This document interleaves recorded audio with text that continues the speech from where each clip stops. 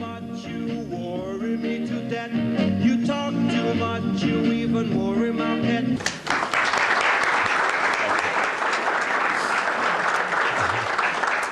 Thank you very much, Art.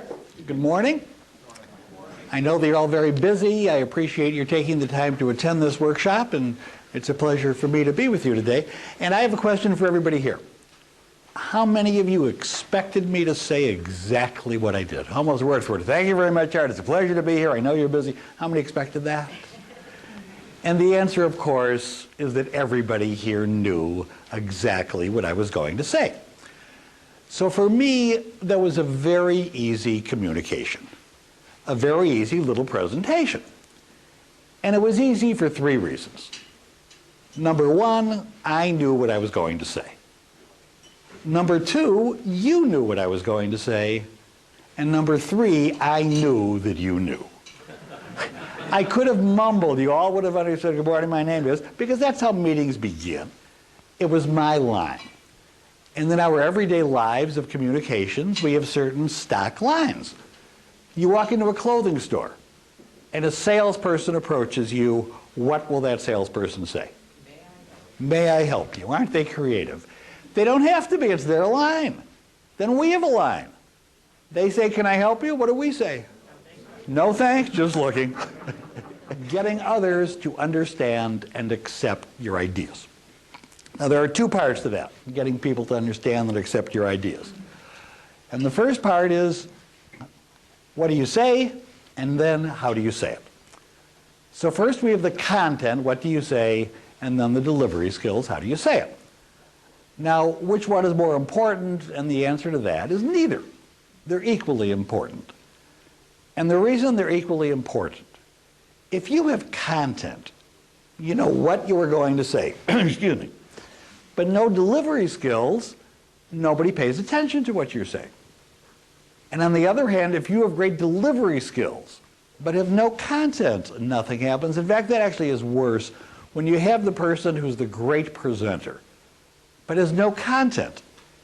People come up to you after a meeting like that and they say to you, I really enjoyed your presentation. You don't want people to come up to you after a meeting and say to you, I really enjoyed your presentation. You want people to say, I understood your idea, let's do it. The listeners can't see what's going on in your stomach. They can't see the perspiration in your armpits and your hands, even when they're forming little pools on the floor. Now, sometimes we can smell nervousness, but usually we don't see it. So what do we do when we are nervous? Movement, pacing and shifting. We have two types of pacers. First, we have the slow, deliberate pacer. Good morning. We have an exciting new marketing plan to share with you today. It's one of the most creative things that our marketing department has ever come up with. And it looks like I'm saying, but I can't remember if I left it over here or did I leave it over here. Then we have the fast pacer, the military instructor. Good morning. It's a pleasure to be with you today. If I can get to the door, I'm out of here.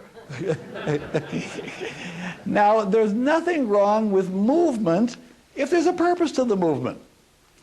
If I'm talking about cost and somebody told me Art's interested in cost, I'll come here, I'll talk to Art. If I want to point something out on a screen, I can walk over and point it out. So I'm not saying you want to look like a statue. Again, if there's nervousness, the voice cracking in a presentation, good morning. And that happens. Your throat gets tight, your voice cracks. Most of the nervousness in your voices, the listeners don't hear. We don't hear our own voice. Right now, I am not hearing what you are hearing.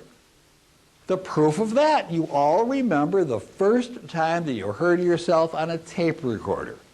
And even now, when you listen to your own voicemail, it doesn't sound like you. Everybody else sounds just like they do, except you. And we all say, I don't sound like that, do I? Well, yeah, you do. That's the voice. We all think we have a better voice. You don't.